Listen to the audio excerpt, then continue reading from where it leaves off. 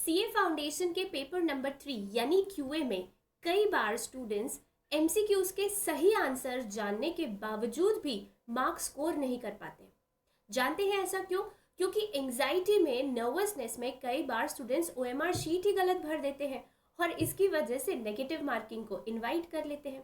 तो कौन सी है वो गलतियां जो आपको बिल्कुल भी रिपीट नहीं करनी है ओएमआर शीट भरते टाइम? तो समझते हैं फटाफट से इस वीडियो में। बेटा, ओएमआर शीट को भरने के लिए तुम्हारे दिमाग में एक रूल सबसे पहले क्लियर होना चाहिए कि तुम्हें पेपर में क्वेश्चंस अटेम्प्ट कैसे करने हैं।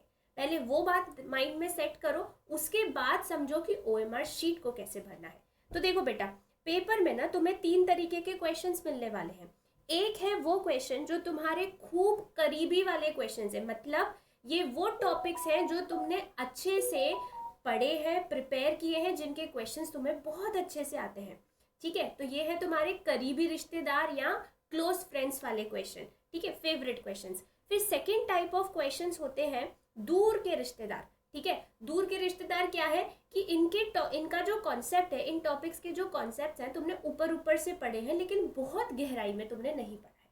और तीसरे हैं भाई रॉन्ग नंबर वाले क्वेश्चंस, जैसे कि कैलकुलस के क्वेश्चंस जो तुम पूरे सेशन में कभी भी नहीं पढ़ते हो। तो तुम्हें ये क्लैरिफिकेशन होना चाहिए कि क्वेश्चंस इन 3 तरीके के ही होंगे। ठीक है, समझ में आ गई बात? अब जैसे ही क्वेश्चन पेपर तुम्हारे हाथ में लगेगा, क्वेश्चन तुम रीड करोगे, तुम्हें रीड करने से ही समझ में आ जाएगा कि ये तुम्हारे करीबी रिश्तेदार वाले क्वेश्चंस है कि दूर के रिश्तेदार है कि रॉन्ग नंबर वाले। अब तुम्हें माइंडसेट क्या बनाना है बेटा?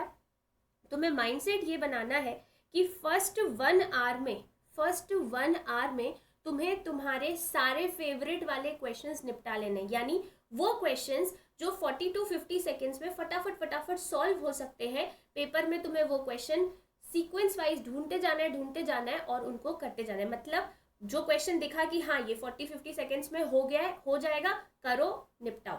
ठीक है, अब निपटाओ का मतलब है कि जो तुम्हें आंसर शीट, तुम्हें जो क्वेश्चन पेपर दिया रहेगा उसके पीछे जो रफ शीट देके रखेंगे, वहां पे तुम उसको तरीके से सॉल्व करके उसका आंसर लिख लो, ऑप्शन कौन सा है, ABCD।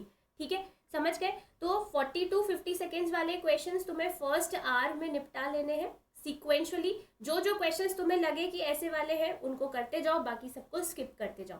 अप्रोक्सीमेटली 40 to 50 क्वेश्चंस तुम्हें आउट ऑफ 100 क्वेश्चंस ऐसे मिलेंगे जो आराम से 50 सेकेंड्स में कवर अप हो जाएंगे। लेकिन ये क्वेश्चंस ना तुम्हें तभी दिखेंगे जब तुम ये अप्रोच अपने माइंड में डाल लो कि जो जाने पहचाने क्वेश्चन है मुझे पहले उसको ही इज्जत देनी है, बाकी अभी सबको मुझे सेट असाइड करना है, बिल्कुल फुटेज नहीं देनी है उनको। ठीक है, अब जैसे जैसे तुम क्वेश्चंस करते जाओगे टाइम बढ़ता जाएगा। हर 30 मिनट्स में तुम्हें ओएमआर भरनी है।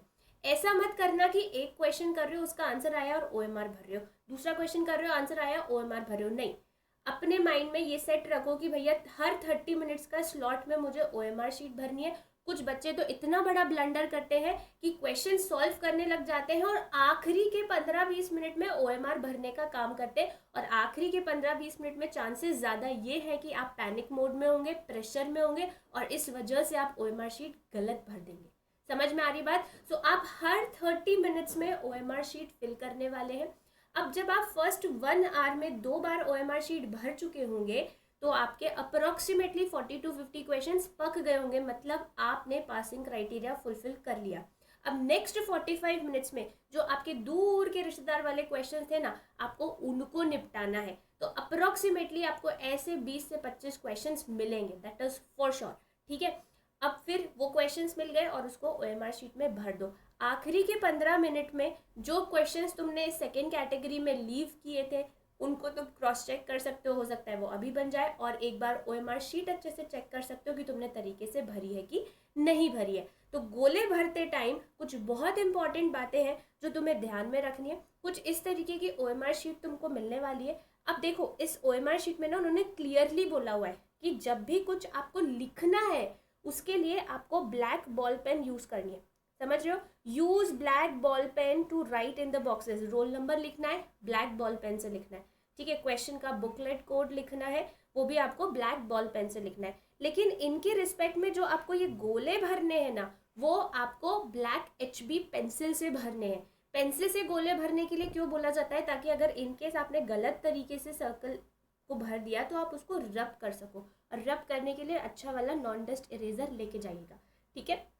अब गोले भरने का भी बेटा एक तरीका होता है, ज़रा उसको ज़रा ध्यान से समझ लो। ये भी उन्होंने स्पेसिफाई किया हुआ है, देख लो यहाँ पर, ये भी उन्होंने बताया हुआ है कि कैसे आपको सर्कल्स को भरना है, ठीक है। These are all wrong methods, कि आप ऐसे गोले पे ऐसा क्रॉस लगा दे रहे हो, दिस इज रॉन्ग, आप टिक लगा दे रहे हो, दिस इज रॉन्ग, ऐसे छोटा सा गोला भर दे रहे हो, दिस इज रॉन्ग, बस बाहर ऐसे बाउंड्री बना दे रहे हो, this is also wrong. So what is correct, कि आप गोले को सही तरीके से भरो, ठीक है, अच्छे से भर के आओ, समझ पा रहे हो। अब अच्छे से भरने का मतलब नहीं है ना कि गड़ा गड़ा के गोला भर रहे हो, ऐसे मत करना, ठीक है, इज्जत से करना, ताकि अगर आगे चल के पता चले कि कोई क्वेश्चन गलत हुआ है, तुमने गलत मार्क कर दिया, तो उसको तुम इजीली रब कर सको। ऐसा नहीं कि रब करते करते तुमने OMR शीट ही फाड़ दी, ठीक है। तो ये बचकानी हरकतें बिल्कुल मत कीजिएगा, ठीक। तो I hope this is very clear कि जो कुछ भी लिखने का काम है वो आपको ब्लैक बॉल पेन से करना है, और गोले भरने का काम आपको ब्लैक HB पेंसिल से करना है, ठीक है। और सही क्वेश्चन, मतलब जिस क्वेश्चन का आंसर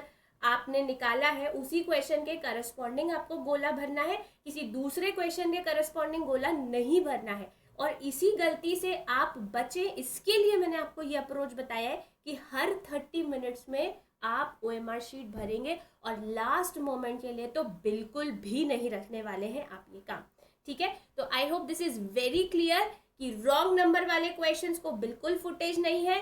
जैसे ही रॉन्ग नंबर वाले क्वेश्चन दिखे क्या बोलोगे, ये तो रॉन्ग नंबर है बबुआ, ICI हमार फिरकी ले रहा है, जरा निकलो, ठीक है, अवॉइड करना है उनको, समझ रहे हो बात को, ठीक है। तो ये अप्रोच अगर आप फॉलो करते हो तो आपकी OMR शीट भी अच्छे से भर जाएगी, गलती नहीं होगी, और 2 घंटे में पेपर भी सॉल्व हो जाएगा, ठीक है बेटा। और कोई तुम्हारी रिक्वायरमेंट जिसके ऊपर तुम्हें वीडियो चाहिए हो, do let me know in the comment box, I definitely help you out, okay. So all the very best, बढ़िया तरीके से एग्जाम देना, आग लगा के आना।